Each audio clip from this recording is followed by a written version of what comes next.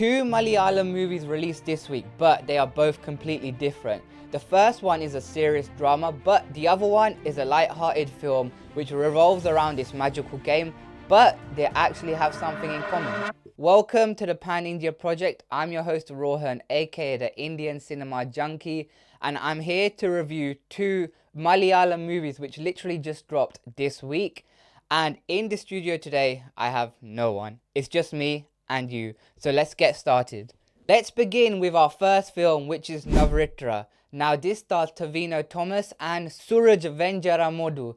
Now going to a spoiler-free story to begin with. So we see this conflict between this tribe village people and the police and the system basically, right? And Tavino Thomas plays the role of Verghese, who becomes this police officer, and he gets put in this forest where the tribe people and the conflict is taking place, and he basically gets stuck in between it. So what did I like about Narivetta? First of all, Tavino Thomas in this film was good. Now, especially in the second half, because the second half itself was really good, you know, definitely the better half of the film, I would say. And there is this one sequence in the second half which literally is amazing. You will literally be sitting there with your eyes glued to the screen, like you wouldn't be able to take your eyes off this sequence. It was just so powerful, and the way Tavino Thomas acted in that scene was literally really good, and he's definitely up there for like one of the top performances of this year. Also, I did like the background music in this film as well. Now, if there was anything I would say I didn't like, there isn't actually something I could pinpoint and say, yeah, I didn't like that. But if there's one thing, maybe they could have given us a bit more in the first half. However, maybe this was the direction that they were actually going for, in the sense that maybe we weren't going to get too much from the first half, you know, and then it just goes crazy in the second half. But now let's do a deep dive into the story of Narivetta. So this will contain spoilers for this bit. Now, going to the first half, it starts off as a police chase, and we see these two officers basically going after someone. And who do you think they're looking for? It's Verghese, who's played by Tavino Thomas, and they're on the lookout for him. And they do eventually catch up to him, you know, and they capture him. Now, it does jump 2 years back, and we are introduced to the village and like the tribal people that are in the village. And in this village, it shows that the people like are really poor. They don't have anything, literally, you know. And I think the lyrics of the song we get at the beginning does complement it well, in the sense that I think, I'm going off the top of my head now, but there is something about how they're literally just out there to survive, you know, like these people are just here like to survive basically, like with shelter and all of that. Now, moving over to Tavino's character, Verghese. Now, he was this, you know, normal guy who was looking for a job, right? He was jobless, but every time he would kind of like get a job or something, he would be like, I'm looking for something better. And he kept going and he kept going. He always wanted to get something better. But however, you know, he had his mom and he had his uncle, and I think they were both like, you know, why are you not accepting any jobs? And at the same time, he also had, you know, a girlfriend who they've been going out for years, and her father finds out. And you know, in that typical dad Indian cinema version, the dad's obviously not gonna accept their marriage because, you know, he's home like jobless at the same time. So it's just like he's looking for something better, but at the same time it's not helping the relationships around him. And it comes to a point where the girlfriend is like, oh, you know, let's take a break now. And she also mentions that he's actually pretty much selfish, right? Because the only person he cares about is himself. Like, you know, he's looking for the job. He wants something better, but at the same time, he's not thinking about how that affects the other relationships. However, now this letter gets posted to Verghese's house, and it's a role of a police constable. And guess what? He ends up taking the job.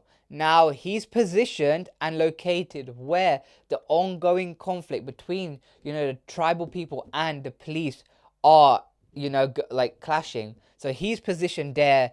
And we're also introduced to another police officer, Bashir, who's played by Suraj Venjaramodu. And you kind of see Verghese's and Bashir's like partnership, friendship start to form, you know. And with this whole village, you know, police conflict, system conflict, I think, correct me if I'm wrong in the comments, guys, but you know, it was about protesting, right? They were protesting, and they also mentioned how, you know, the village basically don't have a grain of rice left, you know, and they're literally just there living like with nothing essentially. And now it gets to a point where Verghese is, you know, on his job, and he gets into this like conflict with a dog, right? The dog starts barking at him, and they just keep going like back and forth. He's trying, like, you know, hustle with the dog.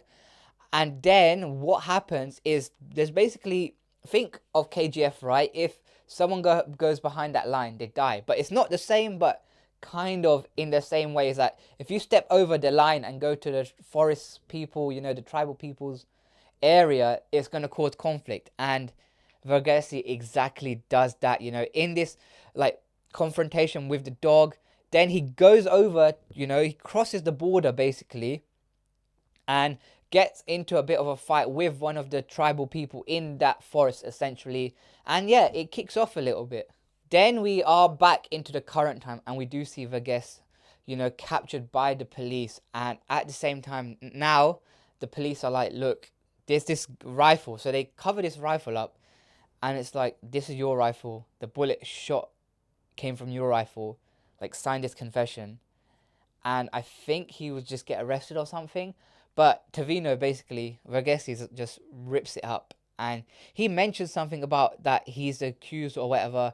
But it's kind of they're just sitting in a chair handcuffed and kind of like laughing or like smiling, I think. And that's where the first half ends. Now, in terms of the first half itself, it was decent, you know. Like, they didn't give much away. It was more like story building and building up, you know, Verghese's character and how he became this officer stuff.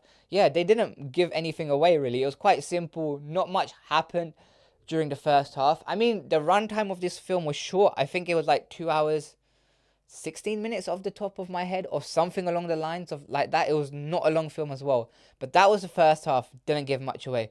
But oh my god, when we get to the second half was amazing. Like I said at the beginning, the better half of the film. But let's get into it. So in the second half, we see the police mess up the water supply for, you know, the people in the forest. And who spots that?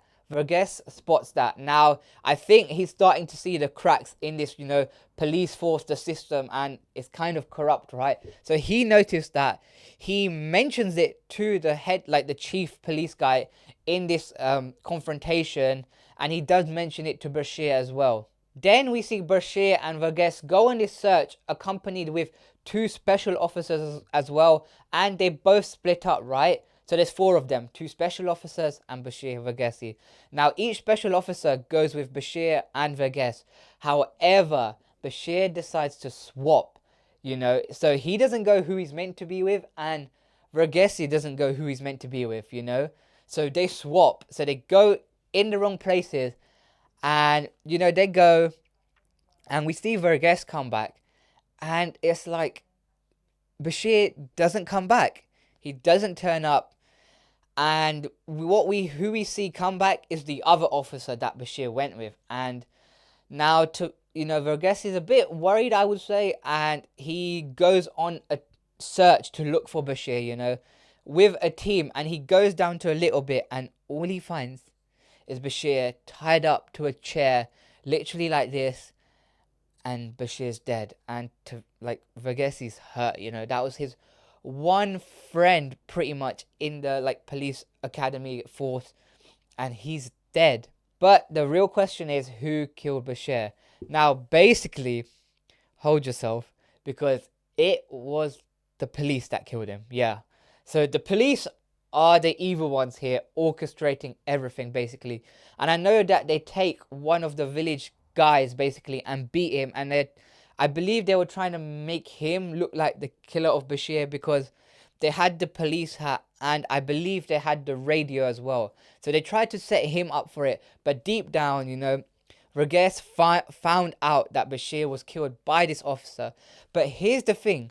Because they swapped, Bashir died. Now, if they didn't swap with who they were going, it would have been Verghese. Now, the head police officer tries to justify it. I mean, it's wrong, first of all. You can't really do that, It's just corrupt.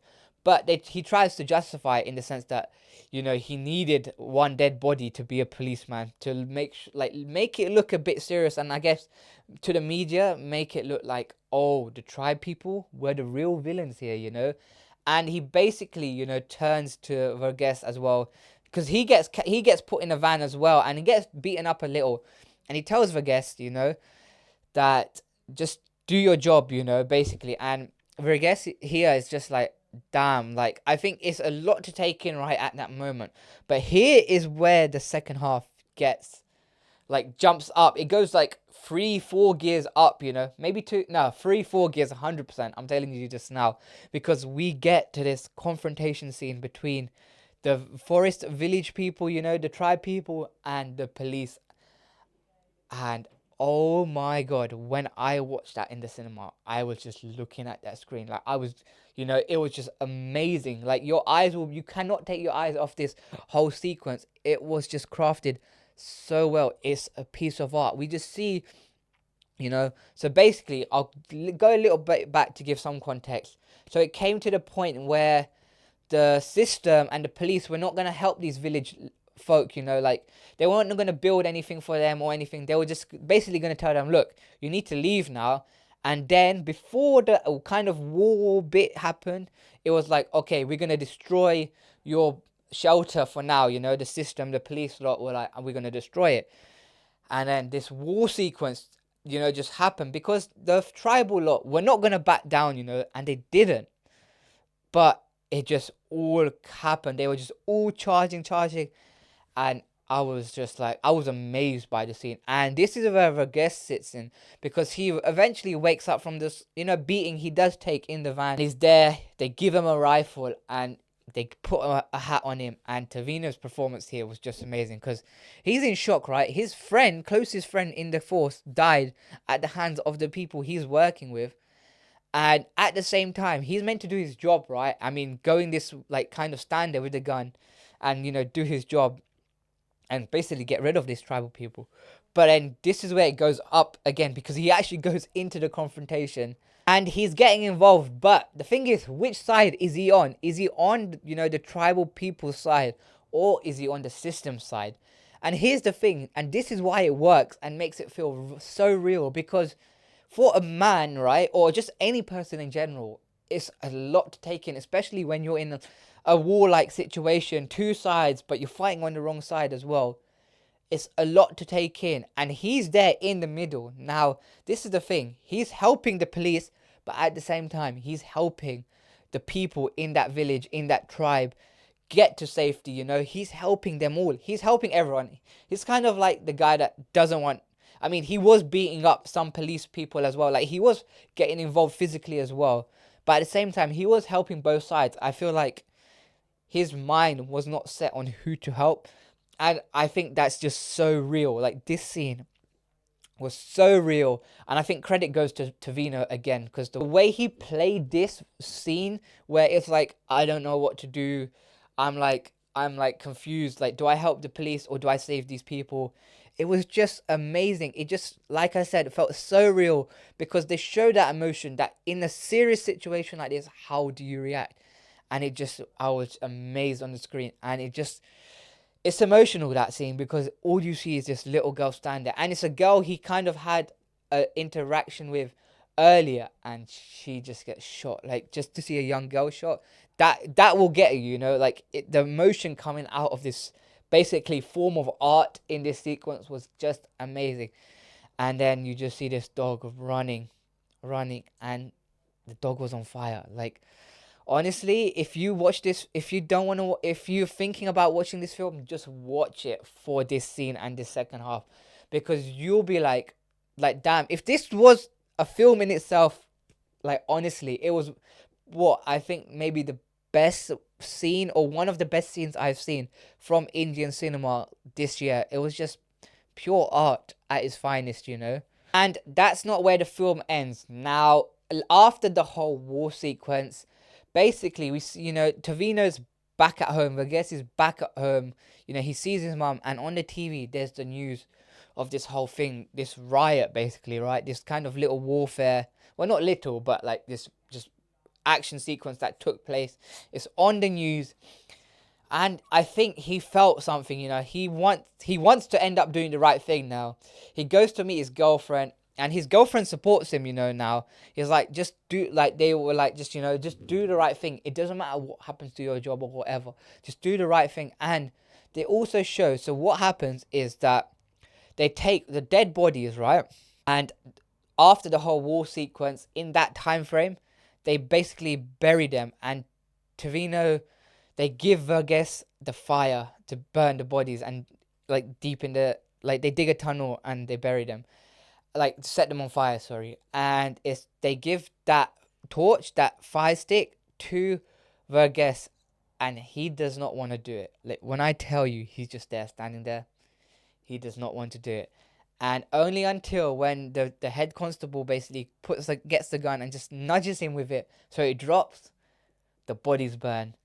Now, going after all of this, yes, Verges wants to get justice, so he does go to a lawyer and goes to like a judge basically, and the judge does approve them investigating this case.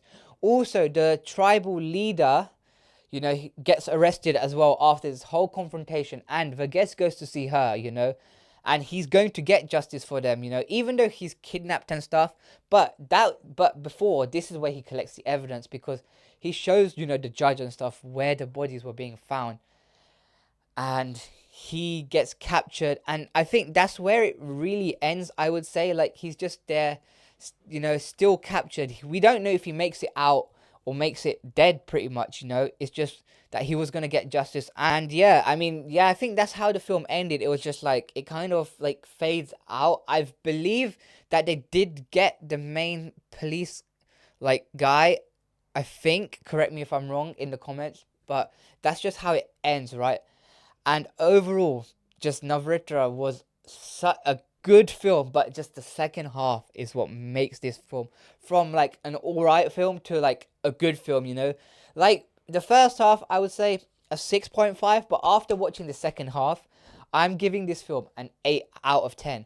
But my only regret for this film is that I wish I watched it in a packed cinema. I think the cinema experience, going to watch this film in a packed cinema, would have been better, and maybe my score would have been higher, you know. Like, the screen I went to watch it in was emptied. I believe there was just me and 2 other people in that cinema.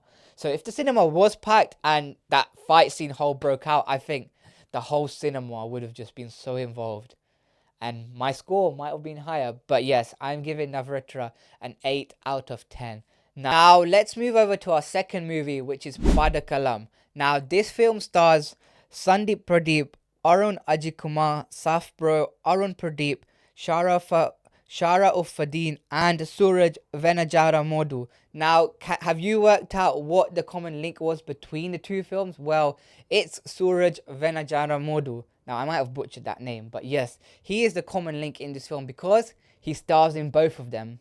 I mean, isn't that crazy, right, for an actor to have 2 films come out in the same week? Like, that's actually interesting, because especially for an actor, and if he is thinking about box office, like, he's thinking which film is going to do well, which one's not, or both will do well, or, you know, like, for an actor to be involved in a box office clash where he's in both films, that is rare, maybe in Indian cinema, you know. But let's move over to the spoiler-free story of this film. Now, this film basically revolves around 4 friends, you know, 4 college mates who want to, you know, knock down this evil teacher because he has the power to possess people, and he gets this from this book-like structure, which is actually a game.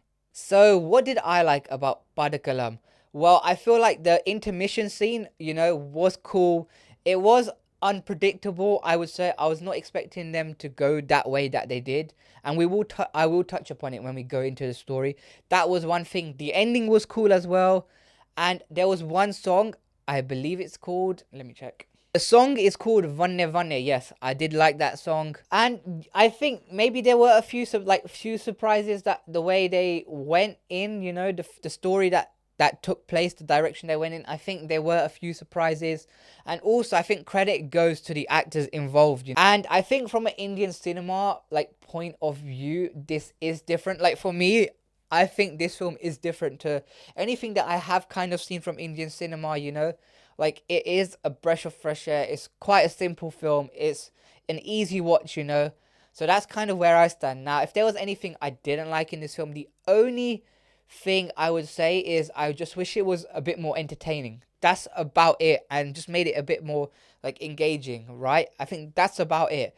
But let's go on to the film itself. So at the beginning of this film, they tell us an origin story about this, you know, book-like structure, which is a game. And at the end of this, like, animation of the, you know, the backstory of this game, they basically tell us that it's hidden somewhere. However, it gets stolen, right? Correct me if I'm wrong. Then we're introduced to these 4 college students, their friends, you know, and there's this protest going on in their college. And correct me if I'm wrong, but it's about a new head of department, right, coming in. They want the old one out. And this is where Saji, who's played by Suraj Venjaramodu, you know, comes in, because he becomes the new HOD, basically, right? So his character's name's Saji, and he becomes the HOD, the new one. But that doesn't end well for him, because in, like, what, 30 seconds, he gets fired. Because we're introduced to Ranjit, who's played by Sharafuddin, possess and control, you know, Saji, and he basically makes him, like, just slap the teachers around him and stuff, where basically Saji has to go, basically, right? And what happens is we see Ranjit get the book, he opens it up, and there's these long dives, and he basically has Saji under his control. And one of the college mates out of the 4, Jitin, who's played by Sandeep Pradeep, sees what Jitin is doing, and obviously he tells his friends, and his friends are a bit like, really? Like, it's hard to believe. Imagine telling your friends, oh guys, there's this teacher who controls people, and that's why the new head of the didn't last long. Like, he left, you know? Like, it's hard to believe, but he eventually gets them on his side, Jitin does, and then they get on a mission. Now, if they choose to accept, no, just joking. But what they do is they try and hunt the teacher down. They try and get the book structure, you know, this game basically, away from Jitin. But it's hard, because he literally has it in this bag, and that bag will never leave him until there was an opportunity, which they fumble, you know, in this school coach. And Ranjit sees them, but he doesn't see them taking it. It's kind of, you know, when you get suspicious of doing something and you stop. That's kind of what it was. But this is where it gets a bit more interesting, because all of a sudden, Ranjit possesses and controls one of the guys, Jitin, in the group. Now, how did he do that? Well, when they were trying to steal the book, a bit of Jitin's blood got onto the book. And this is how the game and the book works, right? Now, the way it works is, as long as Ranjit can get a piece of DNA from anyone, he has the power to control them, basically. And it's not just with the, you know, the game, the book. He has a, you know, ornament which he has on his chest, and he will just, like, hold it here and stuff. So basically, like, kind of activating the necklace in the way to control people. And you see how he controls, you know, Jitin, like, when you know, Jitin would, like, hit his friends or whatever, like, just like little comedy stuff like that, right? That would happen throughout this film when Jitin was going, like, getting possessed and getting under control by Ranjit.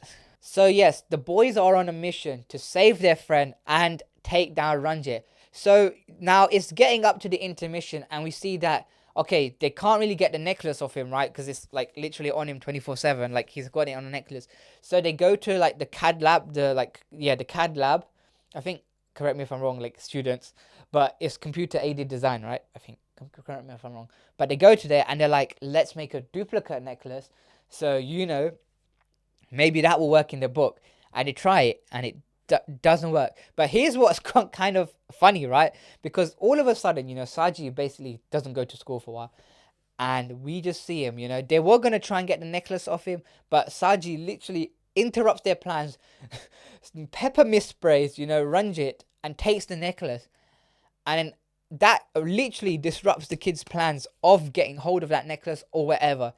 And it gets to a point where they all come into the same room. And I think, correct me if I'm wrong for those that have seen it, but I think Saji puts the necklace on the board, and the game activates, and all of a sudden the three people involved, Saji, Jitin and Ranjit, they just all jump back, and that's it. They're lying down.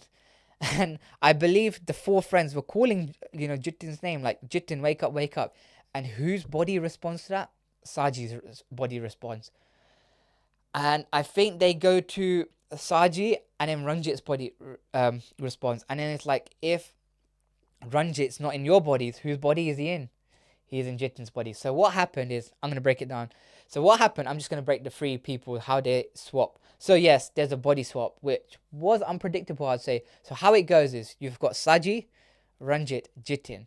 Now, Saji, who was the old teacher, he's gone into Ranjit's body, right? Right? And Ranjit, the evil teacher, right, has gone into Jitin's body. And Jitin has gone into Saji's body, right? Yeah, got it?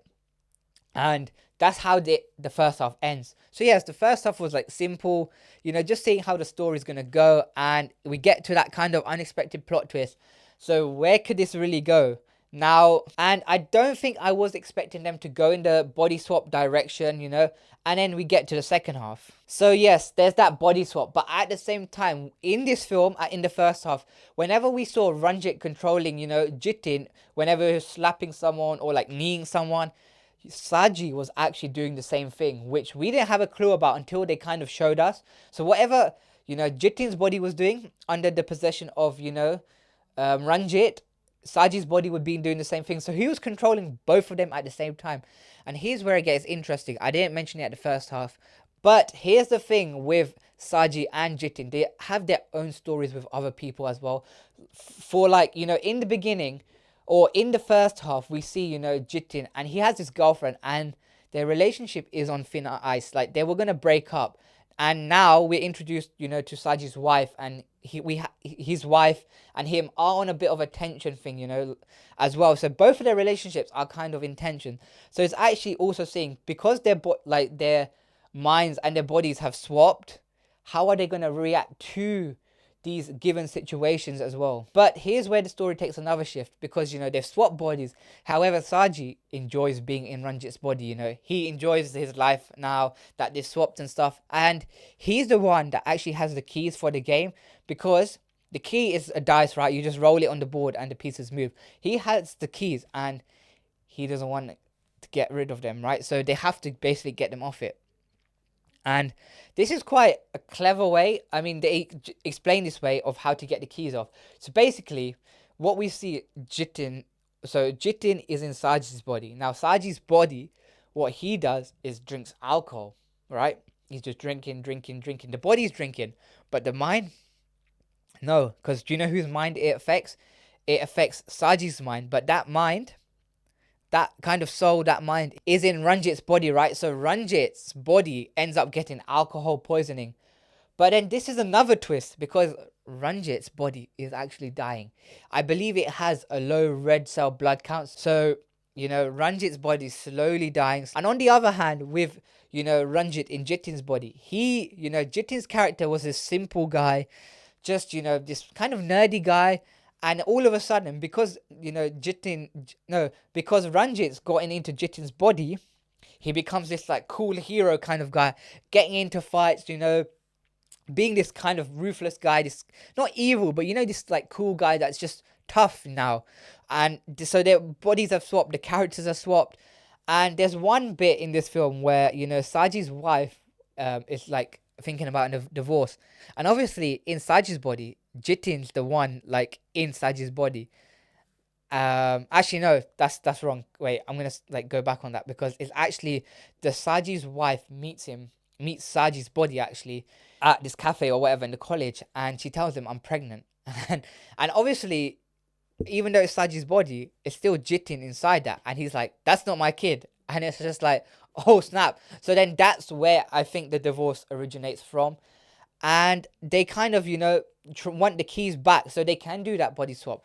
And obviously, Ranjit's body wasn't given the keys back. Only until, I believe, Ranjit's body finds out about the kid, that's when they decide to do the swap, because he wants to have his kid, obviously. However, another kind of, not twist, but another development in the story is that Ranjit, who's inside Jitin's body, I know it's a bit confusing because there's this body swap thing. So yeah, Ranjit, the evil person in Jitin's body, doesn't want to actually swap. He's enjoying it.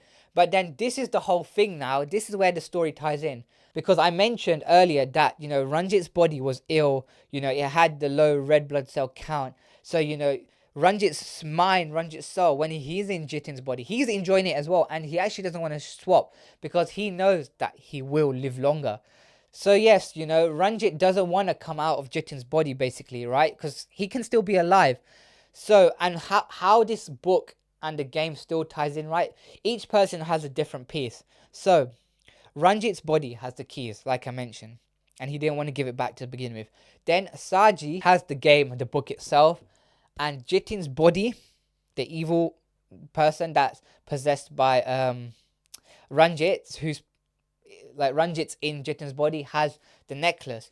So obviously now it's come to a point where Saji's body and Ranjit's body want to get back to their lives. One's got a kid and one's just there, that like a young college kid that wants his life back, all right?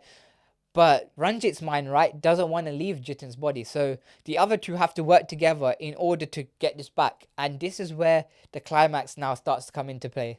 Because Ranjit's body actually only has one key and he doesn't remember where the other key is. So yes, there were two keys. And the second key is actually in the CAD lab. So where they go in the intermission is where they go to begin with at the climax of this film. And they go looking for this key. And then Jitin's body also comes up. So they're all trying to look for this key, and find it basically, right? And what happens is Saji's body takes the board and the game away, right? He goes to a different place and they do end up finding that second key, and Ranjit's body, goes with Saji's body, to try and finish this game off so they can all go back to normal. And that was the only way they could actually, get their body back. Wow, I actually haven't mentioned that for the whole entire thing of this, story talk, this story dive. And the fact was that the only way they could actually go back to normal was if they complete the game. So, Saji's body, Ranjit's body, go and do that. However, the three friends, of Jitin are holding Jitin's body down because it's not him, right? They're holding him down. However, he does break away and he does find where the other two are.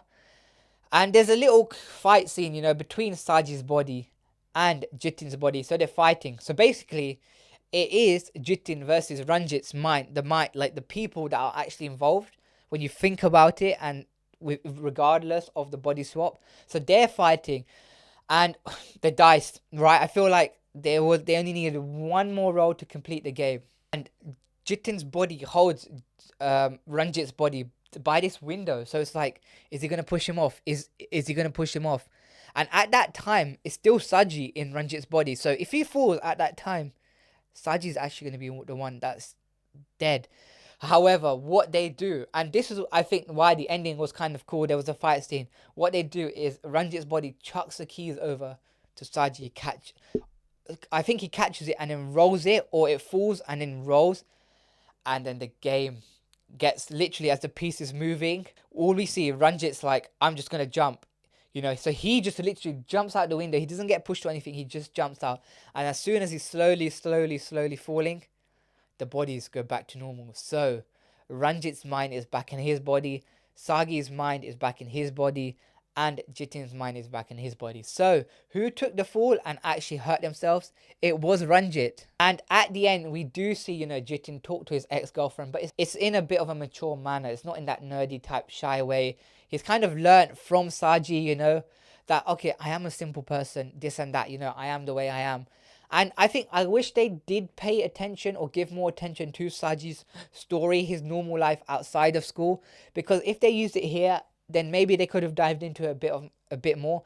And I think what worked for this film as well is credit to the three actors involved, right, in this body swap, because they played it well. Like, you couldn't tell that it still was the same person, if you know what I mean. Like, they acted it out really well. So credit goes to, those three actors for like doing it well, you know. And yeah, so they kind of showed that, and then we see the credits rolling, and this is where it ends now, kind of.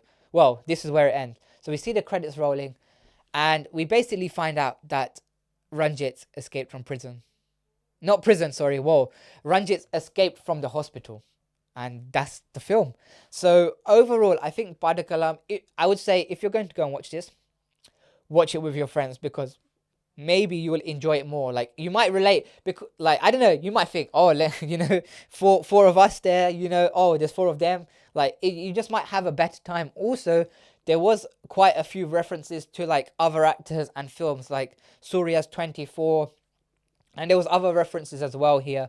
But this was just a simple film that was decent, you know. Like, it's just an easy watch that you could watch. Like, you don't need to pay much attention. It's something different as well. So I would give Padakkalam a 6.5 out of 10. So that's my take on both movies. What did you think of both movies? Let me know in the comments. And are you looking forward to Indian cinema in June? Because we have quite a few big films, right? Correct me if I'm wrong, coming out in June. We have, I think the first one is probably the biggest one of June, which is Kamal Hassan, STR, Mani Ratnam's Thug Life. You know, I mean, Mani Ratnam visuals. And this is going to be a father and son story. And who's looking forward to this, you know, film? I mean, it's going to be, you know, hopefully it's a really good film. Like, there's potential for this film to be amazing. You also got Amir Khan's Sitara Zameen Par. I mean, it's a remake. Yes, I mean, remakes personally shouldn't be done in 2025 still. But I don't know if you can let this one slide, because it's not like a Telugu to Hindi. It's like an English, like, or I think it's a Spanish to Indian one. So I don't know if you can let that slide a bit more. Of course, you've got House of Five as well. You got Pawan Kalyan's, you know, is it Hari Hara Veer Mallu as well. And you also got Dhanush and Nagarjuna's Kabir as well. So June is looking stacked, you know. I mean, Indian cinema is, I think, going well in 2025 so far. But I think Malayalam cinema is the one that is pulling it to, you know, the one that is making it do that well. Don't get me wrong, we've had films like Dragon, even Kesari Chapter 2 was good. But on a consistent basis, you know, from time after time after time, Malayalam cinema is the one that is, you know, doing it right now. I mean, like I've done a podcast, you know, on Tudurum with, you know, Anu, and I love that film personally. It's the best film of the year. Emperor 2, I love that too. I know people saw some faults in that film, but for me, I loved it. Cinema experience was great for that film. You had like Alapura Gymkhana, which was decent. Even Bazooka was alright. I mean, the ending was the bit which carried the film, I would say. Dominic and the Lady's Purse was decent as well. And even Tavino Thomas's Identity, that was quite good as well. So I think Malayalam cinema is definitely ruling at the moment in terms of Indian cinema. I mean, it is Indian cinema, but like, there are different industries at the same time, right? I mean, yes, you can call it Indian cinema, but I think Malayalam cinema is definitely where it's at. And if you haven't watched any Malayalam cinema, you are like definitely missing out, because I think it is like the one to watch at the moment. Like, there's so many you can watch now. I mean, OTT platforms, even the cinema. Like, if Tudurum is still showing near you, 100% run and go and watch that. And if you are looking for recommendations or want to learn more about the Malayalam like films and industry, then watch, you know, mine and Anu's podcast episode on that, which, you know, it will be in the playlist as well. And just check out our reviews on like Malayalam films such as L2 Emperor, Alapura Gymkhana, and Tudurum as well.